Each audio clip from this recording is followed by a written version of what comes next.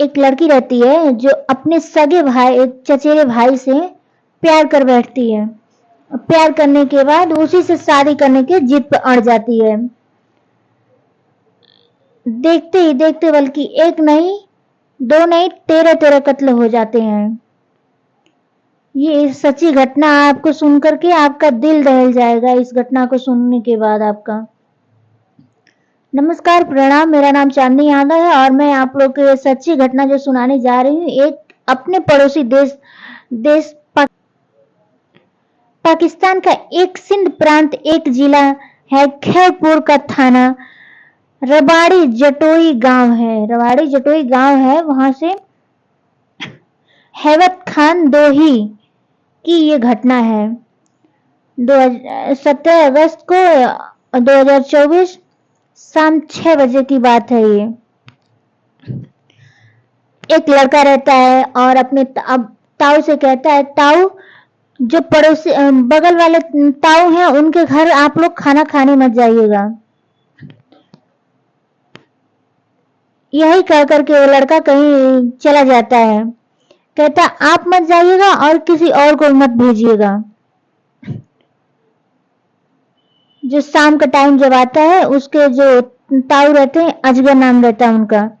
शाम के टाइम जब शाम होता है, खाने खाने का वक्त होता है, तो अपने वो पत्नी से अहिल्या से कहते हैं चलो चला जाए वो खाने के लिए।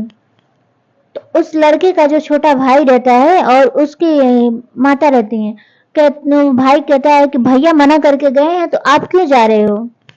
तो उसके जो ताऊ रहते हैं कहते हैं उसकी बात जो सुनेंगे तो सुनते रह जाएंगे।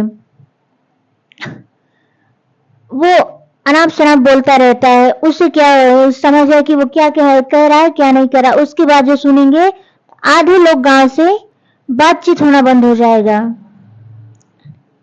उसकी बात न सुन करके वो वहां से चले जाते हैं।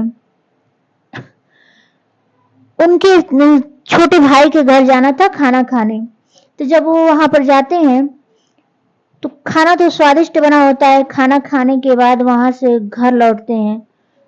घर आते समय वहां से उनको उल्टी चालू हो जाती है और कुछ लोग रहते हैं उनको अजीब सी हरकतें होने लगती है। होने के बाद उन्हें कुछ लोग रोते हैं, चिल्लाते हैं। जब ये बात पड़ोसी वाले सुनते हैं, पड़ोसी वाले सुनने के बाद दौड़ते हुए सब लोग इकट्ठा होते हैं। आखिर क्या हो गया ऐसा। अभी तो वो खाना खा करके जस्ट निकले ही हैं।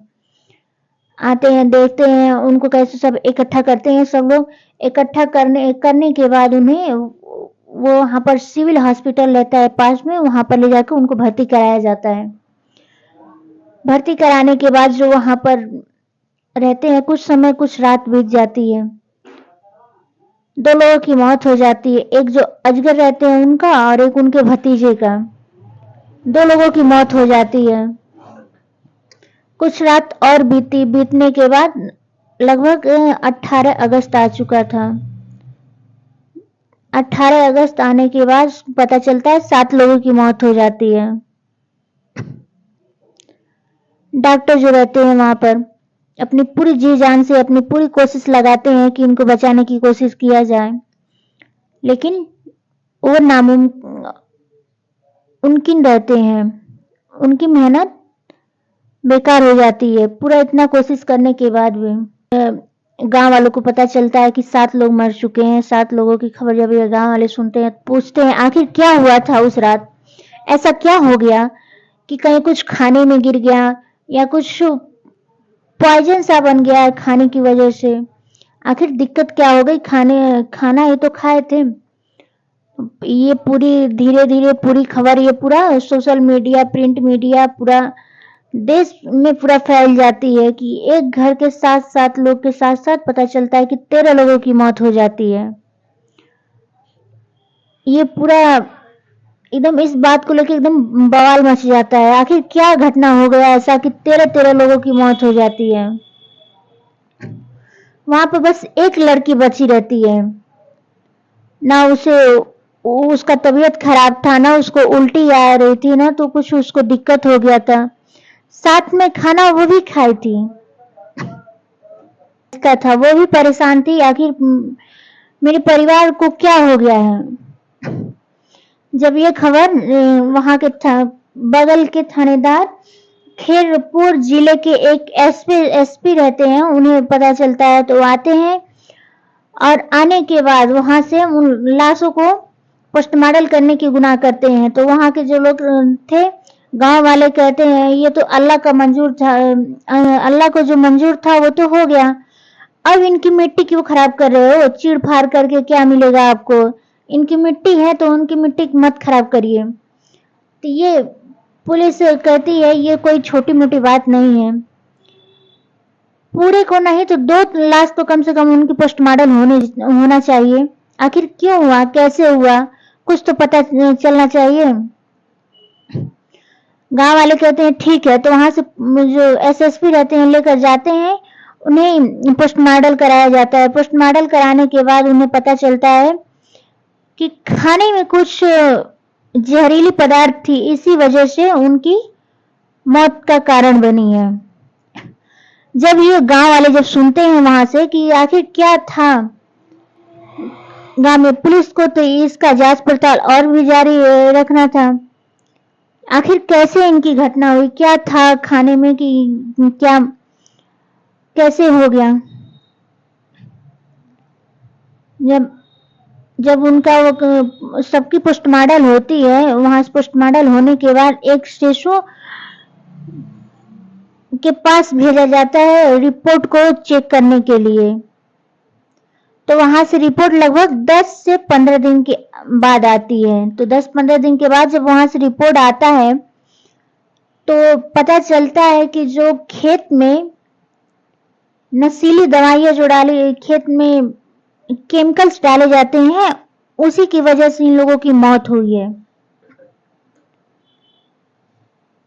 गांव वाले ये सुनकर के और हैरान हो जाते हैं कि आखिर ऐसा कौन कर सकता है, सिर्फ एक लड़की बची थी। अब पुलिस को समझ में आता है कि लगता है दाल में कुछ काला है। इस बात के मद्देनजर रखते हुए पुलिस और इसकी जांच पड़ताल अच्छे से करती है। इस बात को रखते हुए पुलिस उसकी जांच पड़ताल और अच्छे से करती है। अच्छे से करने के बाद उन्हें जब उस लड़की को कस्टडी में भेजा जाता है, जज कहते हैं, जज से पुलिस जो रहते हैं उस मांग करते हैं कि इनसे हम पूछताछ करना चाहते हैं, क्या आप आदेश दे रहे हैं। तो जज साहब कहते हैं इन्हें बस 4 दिन आप रख सकते हैं अपने कस्टडी में, और बिना टॉर्चर किए, बिना 3rd डिग्री इस्तेमाल किए और बिना किसी ब्लैकमेल के आप इनसे पूछताछ करेंगे। पुलिस को मंजूर रहता है, वो लेकर आते हैं। जब उस लड़की से पूछताछ की जाती है तो पूछताछ करने की वजह से वो बात को इधर उधर घुमा रही थी, बात को घुमाने से पुलिस को कुछ डाउट हो जाता है, कुछ दिक्कत है। तो जब पुलिस उससे पूछती है क्यों आपने ऐसा किया, कहती है मैं अपने सगे चचेरे भाई से प्यार करती थी और ये बात मेरे परिवार को पता चल गई थी और इस बात से वो मना कर रहे थे और मैं शादी करना चाहती थी तो सिर्फ उन्हीं से करूंगी और किसी और से नहीं करी थी। मैं वो भी अपनी जिद पर अड़ जाती है कि मैं करूंगी तो इन्हीं से करूंगी और किसी से नहीं करूंगी। इस बात से उनके घर वाले मंजूर नहीं थे। तो इसीलिए जब वो ये बात उस लड़के को बताती है तो लड़का कहता है शादी नहीं मंजूर है तो क्या हुआ, हम कहीं भाग चलते हैं, भाग करके कहीं अपनी जिंदगी बसाएंगे। तो ये लड़की कहती है मुझे जेल वाली जिंदगी नहीं जीनी है, मुझे आजादी जिंदगी जीनी है और मैं इस बात की सजा क्यों भोगूं, इस बात की सजा तो इन्हें भोगना चाहिए, मेरे परिवार को। तो आऊंगी, इनको सबक सिखाना पड़ेगा। ये बात कहती है, उस लड़के से कहती है तुम ऐसा कुछ करो कि मैं इनको सबक सिखाना चाहती हूँ। तो लड़का जो रहता है कुछ अपने पास पैसा इकट्ठा करता है, करने के बाद जाता है वो खेत में डालने वाला केमिकल लेकर आता है और ये बात उस लड़के को पता थी, इसीलिए वो अपने घर वालों को मना कर रहा था। लड़की तो इंतजार कर रही थी कि कब मौका मिले, कब उसके साथ ऐसा करे वो अपने फैमिली के साथ। उसी दिन शायद उसे वो मौका मिल जाता है। ये तो उस लड़के को पता था, तो इसीलिए वो अपने ताऊ को पहले से मना कर रहा था कि आप छोटे ताऊ के घर खाना खाने मत जाइएगा। यही कहकर वो कहीं चला जाता है, लेकिन उसके घर वाले माने नहीं कि आज कुछ गड़बड़ होने वाला है।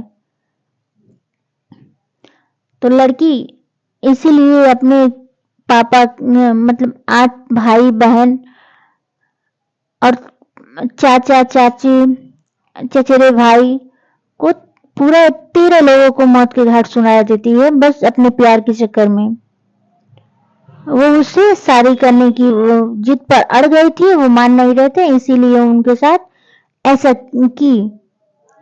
पुलिस उसको गिरफ्तार कर लेते हैं। गिरफ्तार करने के बाद उसे जेल में उसके डाल दिए और उसके उन सबके बीच और सबूत इकट्ठा कर रही है।